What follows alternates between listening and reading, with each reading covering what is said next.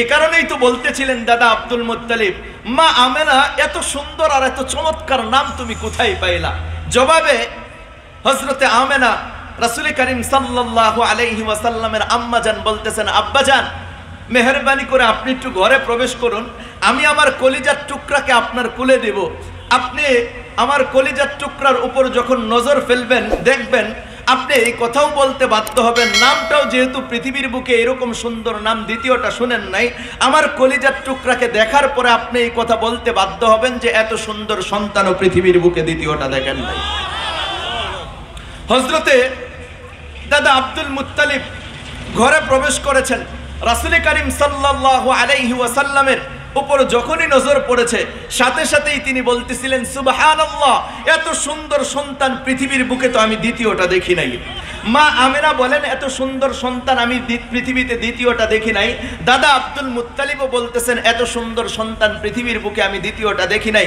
কয়েকদিন পরে তায়েফ থেকে হালিমাতুস সাদিয়া রাদিয়াল্লাহু তাআলা আনহা এসেছেন দুধের বাচ্চা নেওয়ার জন্য। যখনই আমাদের প্রিয়তম হাবিব সাল্লাল্লাহু আলাইহি ওয়াসাল্লামের উপর নজর পড়েছে সাথে সাথে তিনিও এই কথা বললেন, সুবহানাল্লাহ, এত সুন্দর সন্তান পৃথিবীর বুকে আমি দ্বিতীয়টা দেখি নাই। মা আমেনা বলেন, এত সুন্দর সন্তান পৃথিবীতে দ্বিতীয়টা দেখি নাই। হালিমাতুস সাদিয়া তিনিও বলেন যে এত সুন্দর সন্তান পৃথিবীর বুকে দ্বিতীয়টা দেখি নাই। দাদা আব্দুল মুত্তালিবও বলেন যে এত সুন্দর সন্তান পৃথিবীর বুকে দ্বিতীয়টা দেখি নাই। অপরদিকে আল্লাহ তাআলা জিব্রাইল আমিনকে ডাক দেয়, এ জিব্রাইল, এরা তো আমার হাবিবের ব্যাপারে এই সমস্ত কথাবার্তা বলছে, তোমার রায় কি? এবার জিব্রাইল আমিন আলাইহিস সালাতু ওয়াস সালামের জবাব শুনেন। তিনি বলেন যে, ইয়া আল্লাহ, মা আমেরা তো বলবেই যে এত সুন্দর সন্তান পৃথিবীর বুকে দ্বিতীয়টা দেখে নাই, কেননা তার সফর তো শুধু মক্কা আর মদিনার মধ্যেই সীমাবদ্ধ।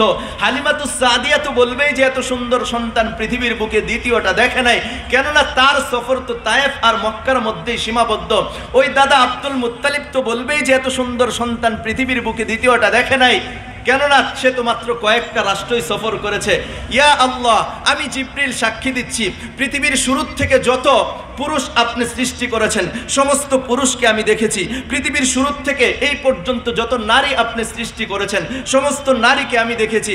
এমনকি ইয়া আল্লাহ, আপনি পৃথিবীর শুরু থেকে হযরতে আদম আলাইহিস সালাতু ওয়াস সালাম থেকে নিয়ে হযরতে ঈসা আলাইহিস সালাতু ওয়াস সালাম পর্যন্ত যত নবী আপনি সৃষ্টি করেছেন সকল নবীকে দেখেছি।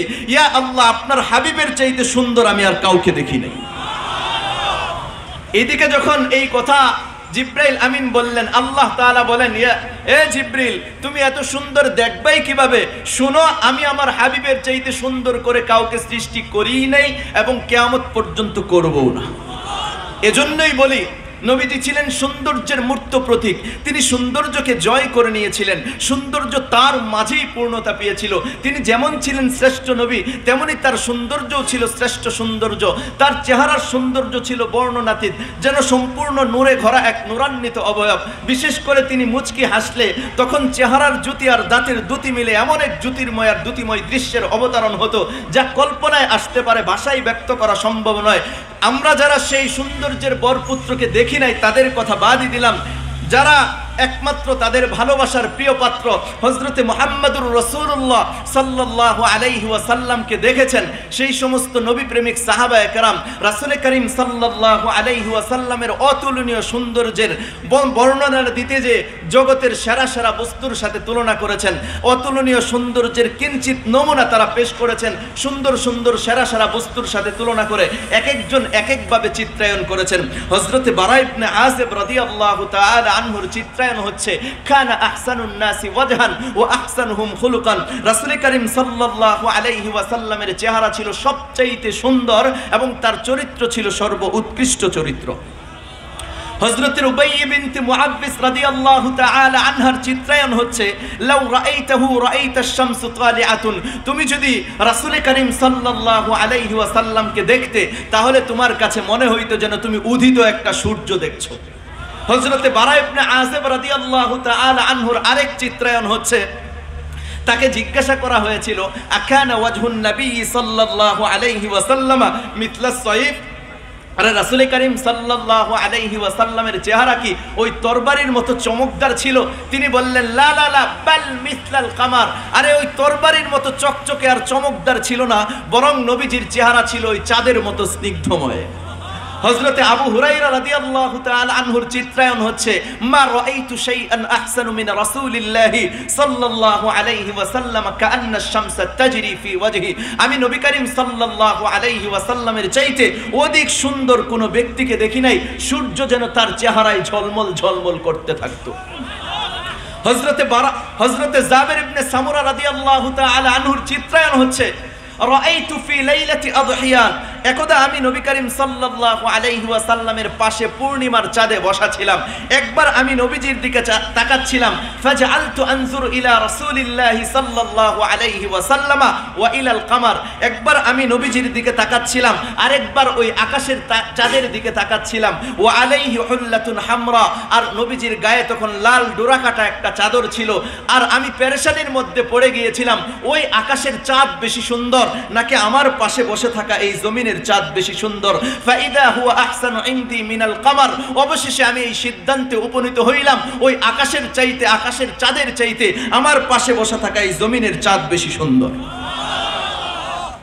নবী করিম সাল্লাল্লাহু আলাইহি ওয়াসাল্লামের সৌন্দর্য এত বেশি ছিল যে এই সৌন্দর্য দেখেই অনেকে মুসলমান হয়ে গেছেন।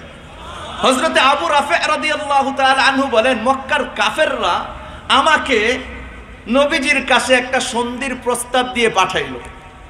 এরপরে তিনি বলেন, ফালাম্মা রাআইতু রাসূলুল্লাহি সাল্লাল্লাহু আলাইহি ওয়াসাল্লাম উলকিয়া ফি কলবিল ইসলাম, যখনই আমি নবীজিকে দেখলাম, দেখার সাথে সাথে ইসলামকে আমার অন্তরে ঢেলে দেওয়া হয়েছে। দেখেই সাথে সাথে তিনি মুসলমান হয়ে গেছেন। তিনি নবীজি সাল্লাল্লাহু আলাইহি ওয়াসাল্লাম যখন হিজরত করে মক্কা থেকে মদিনায় গেলেন, ইহুদিদের একজন বড় আলেম ছিলেন আব্দুল্লাহ ইবনে সালাম, তিনি তার নিজের বর্ণনা দেন, মুসলমান হয়েছেন রাদিয়াল্লাহু তাআলা আনহু। তিনি নিজের বর্ণনা এটা দেন, সংবাদ পেয়ে আব্দুল্লাহ ইবনে সালাম রাদিয়াল্লাহু তাআলা আনহু নবীজিকে দেখতে গেছেন। এরপরে তিনি বলেন, ফানাজারতু ইলাইহি, আমি যখন নবীজিকে দেখলাম, ওয়া তাআম্মালতু ওয়াজহাহু, আর নবীজির চেহারাকে গভীরভাবে পর্যবেক্ষণ করলাম। ফাআলিমতু, আমি জেনে নিলাম, আমি বুঝে নিলাম, আমার অন্তরে এটা দৃঢ় বিশ্বাস হয়ে গেছে, আন্নাহু লাইসা বিওয়াজহিন কাযযাব, এটা কোনো মিথ্যুকের চেহারা হতে পারে না। এরপরে তিনি মুসলমান হয়েছেন। এজন্যই বলতেছিলেন যে এত সুন্দর বাচ্চা পৃথিবীর বুকে দ্বিতীয়টা দেখেন নাই। নবীজি সাল্লাল্লাহু আলাইহি ওয়াসাল্লাম ছিলেন সবচাইতে সুন্দর, সবচাইতে সুন্দর নবী করিম সাল্লাল্লাহু আলাইহি ওয়াসাল্লাম। নবী করিম সাল্লাল্লাহু আলাইহি ওয়াসাল্লামের চাইতে সুন্দর পৃথিবীর বুকে কিছুই ছিল না, কিছু আসেও নাই, আসবেও না। এত বেশি সৌন্দর্যের অধিকারী আমাদের প্রিয়তম হাবিব সাল্লাল্লাহু আলাইহি ওয়াসাল্লাম ছিলেন। মাকাম আর মর্যাদা কত বেশি ছিল, মাকাম আর মর্যাদা কত বেশি, আমি আপনাদের সামনে দুই একটি উদাহরণ পেশ করি।